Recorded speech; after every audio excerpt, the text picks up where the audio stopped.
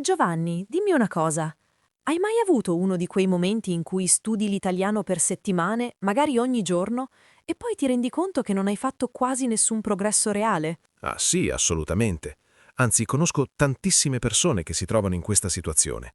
Aprono l'app sul telefono, fanno qualche esercizio, guardano un video su YouTube e pensano di star studiando. Ma alla fine, senza una direzione chiara, è come guidare senza una mappa. Ti muovi, ma non sai dove stai andando. Esattamente. Ed è proprio questo il problema di fondo. Molti studenti confondono l'attività con il progresso. Fare tante cose non significa automaticamente imparare bene. Oggi vogliamo parlare di come costruire un piano di studio serio, concreto, che ti aiuti davvero a migliorare il tuo italiano in modo strutturato. E non stiamo parlando di qualcosa di complicato o rigido. Un buon piano di studio non deve trasformare l'apprendimento in un lavoro pesante. Al contrario, deve rendere lo studio più leggero, perché sai esattamente cosa fare, quando farlo e perché lo stai facendo. Già, la chiarezza è tutto. Quando ti siedi a studiare e non sai da dove cominciare, di solito finisci per fare la cosa più facile, non quella più utile. Magari ripassi vocaboli che conosci già, invece di affrontare la grammatica che ti spaventa. Questo si chiama studiare nella zona di comfort e non porta molto lontano. Bella definizione.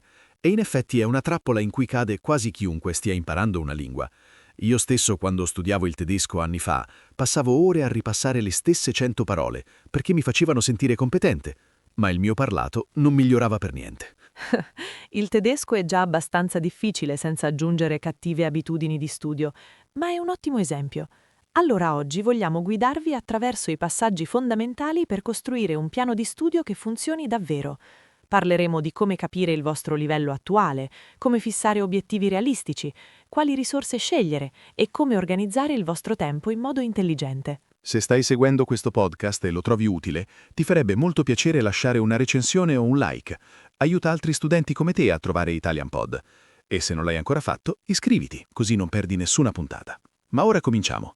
Il primo passo di tutto è capire davvero a che punto sei con l'italiano. E bisogna farlo con onestà, senza sopravvalutarsi, senza sminuirsi.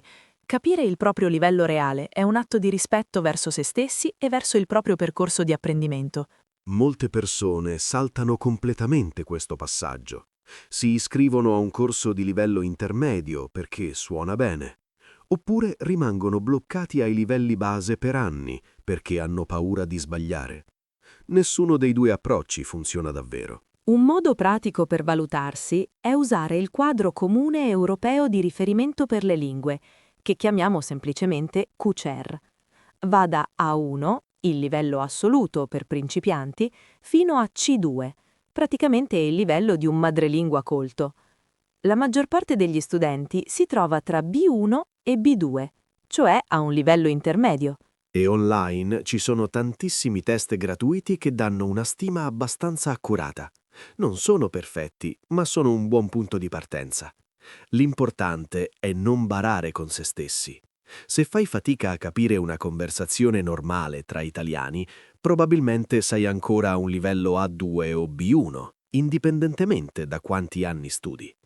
Questo è un punto delicato, perché spesso il numero di anni che si studia una lingua non corrisponde affatto al livello raggiunto. Conosco persone che studiano l'italiano da 5 anni, ma sono ancora a B1, e altre che in un anno intensivo hanno raggiunto il B2. Dipende tutto da come si studia, non da quanto tempo passa. Esatto. E una volta che conosci il tuo livello, puoi fissare degli obiettivi realistici. Qui usiamo un concetto molto utile, gli obiettivi SMART.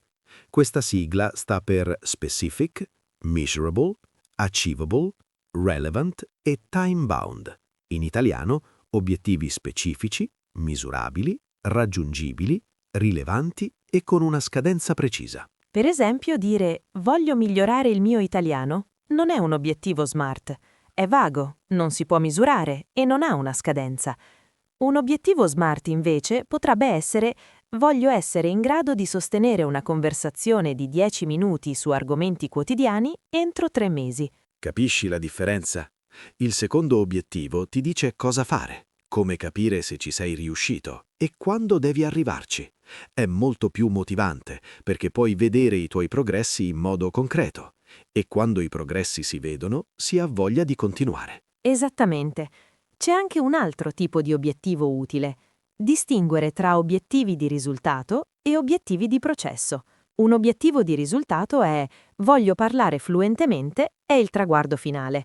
Un obiettivo di processo invece è voglio studiare 30 minuti ogni giorno questa settimana. È qualcosa su cui hai controllo diretto ogni giorno. E gli obiettivi di processo sono spesso quelli più potenti, perché non dipendono da fattori esterni. Puoi sempre decidere di studiare 30 minuti. Non puoi sempre decidere di fare un salto di livello nel QCER entro domani. Adesso affrontiamo una delle sfide più grandi per chi studia una lingua: scegliere le risorse giuste. Perché il problema oggi non è trovare materiale, è che ce n'è troppo. Se cerchi imparare l'italiano su internet, trovi migliaia di app, corsi, libri, canali YouTube, podcast. È tutto molto bello, ma può diventare paralizzante.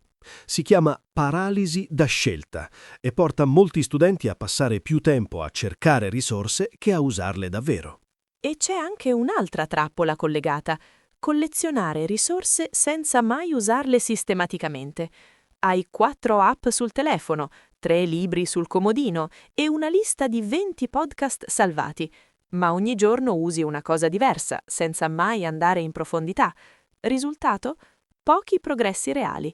Allora, come si scelgono le risorse giuste? Prima di tutto, bisogna capire il proprio stile di apprendimento. Alcune persone imparano meglio leggendo e scrivendo.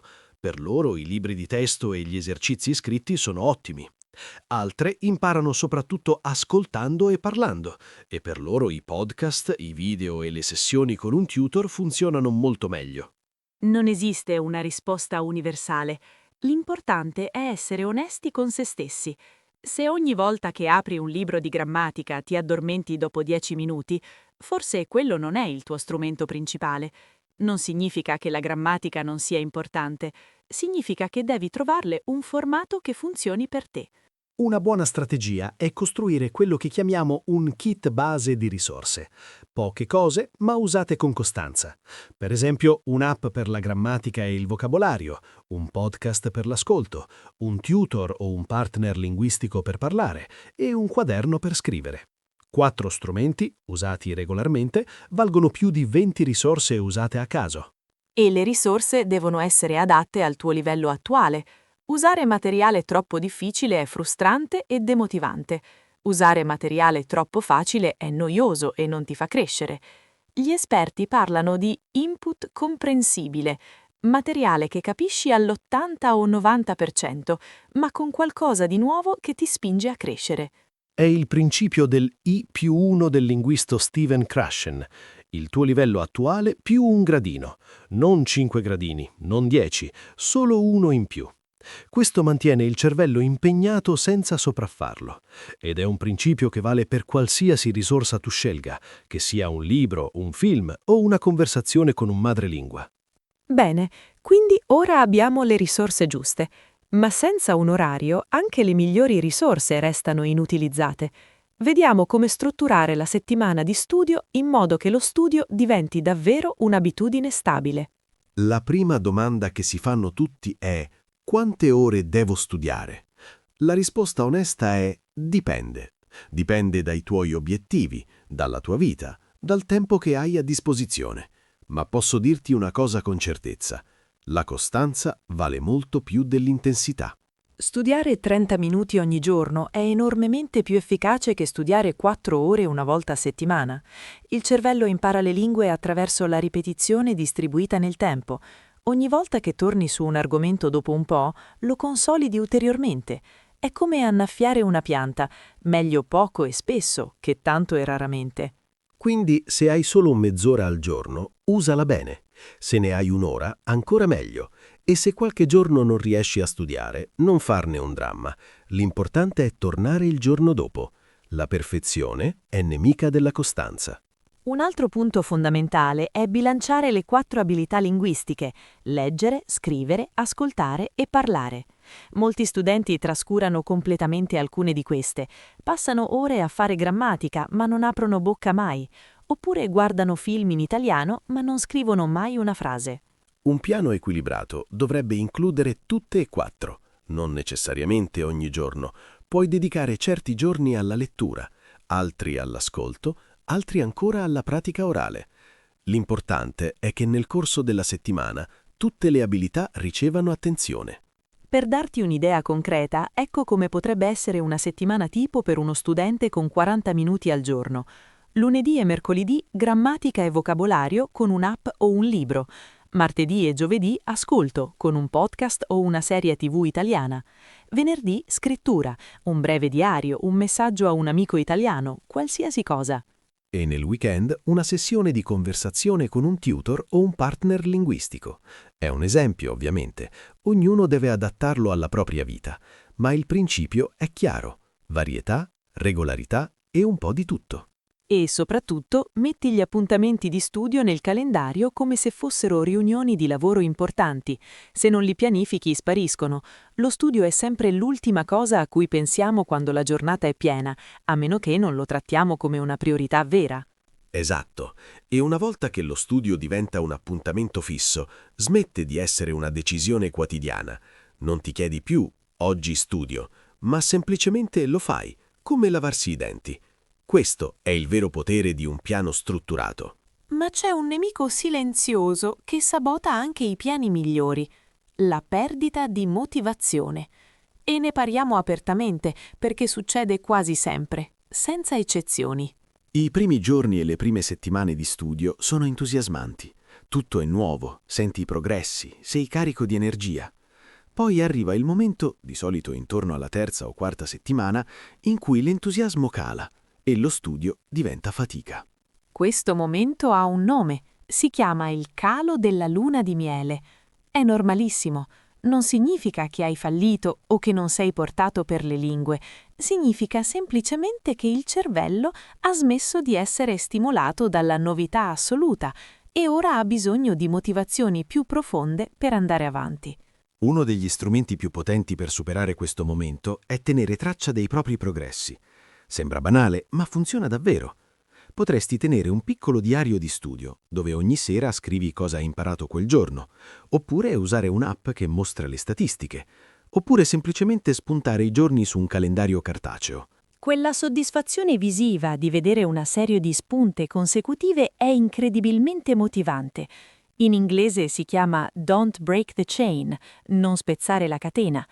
Ogni giorno che studi aggiunge un anello e dopo un po' hai voglia di non interrompere la serie. Un altro consiglio importante è celebrare i piccoli traguardi. Non aspettare di essere fluente per sentirti orgoglioso. Hai capito per la prima volta una battuta in un film italiano? Celebra. Hai scritto un paragrafo senza errori gravi? Celebra.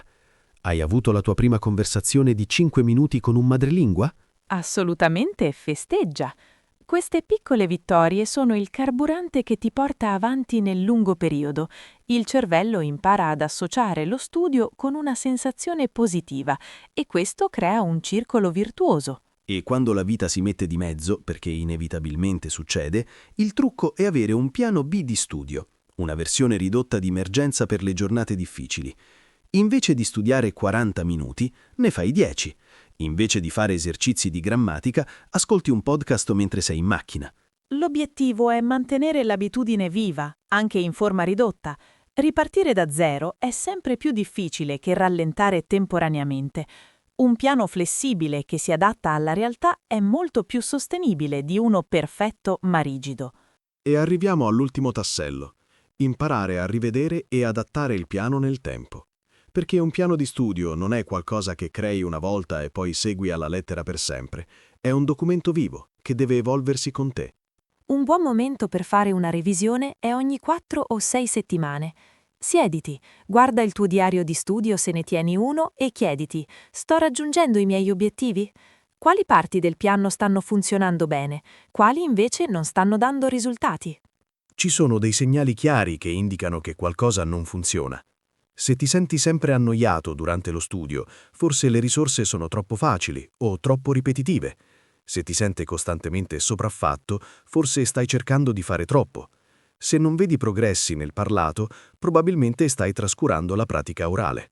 E vale la pena menzionare il concetto di plateau, quel periodo frustrante in cui sembra di non fare più progressi, anche se stai studiando regolarmente. Il plateau è in realtà un segnale positivo, significa che il tuo cervello sta consolidando quello che hai imparato. Ma è anche il momento di introdurre qualcosa di nuovo per dare una scossa all'apprendimento. Potresti cambiare una risorsa, aggiungere un nuovo tipo di attività, alzare leggermente il livello del materiale. A volte basta iniziare a guardare una serie TV italiana invece del solito podcast per riaccendere l'entusiasmo. Vogliamo lasciarvi con un pensiero importante. Imparare una lingua è un viaggio lungo e ci saranno momenti alti e momenti bassi. Ma ogni persona che oggi parla l'italiano fluentemente ha attraversato esattamente le stesse difficoltà che stai attraversando tu. La differenza tra chi ce la fa e chi si arrende non è il talento, è la perseveranza. Un piano di studio ben fatto non elimina la fatica, ma la rende più sopportabile. Ti dà una direzione, ti aiuta a vedere i progressi e ti ricorda perché stai facendo tutto questo. Che il tuo obiettivo sia viaggiare in Italia, parlare con la famiglia o semplicemente innamorarti di questa lingua bellissima, ne vale assolutamente la pena. Grazie per aver seguito questa lezione con noi e se l'hai trovata utile, condividila con qualcuno che sta imparando l'italiano. Ci vediamo alla prossima puntata.